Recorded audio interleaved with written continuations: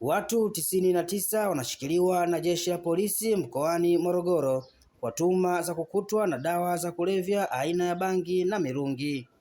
Akizungumza na waandishi wa habari, kamanda wa jeshi la polisi mkoani Morogoro, ACP Andrew Kantimbo, amesema watuhumiwa hao wamekamatwa katika maeneo mbalimbali ikiwemo mtuhumiwa mmoja ambaye amekamatwa akiwa anasafirisha viroba viwili vya bangi vyenye uzito wa kilogramu 35 vikiwa kwenye gari aina ya Nissan Patrol yenye namba za usajili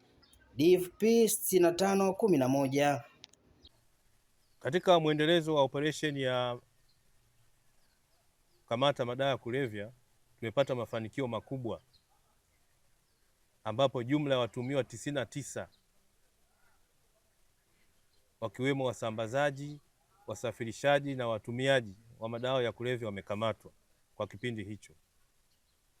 na jumla ya kilo 118 na gramu 900 za madawa ya kulevya aina ya bangi zimekamatwa na bunda 83 za mirungi.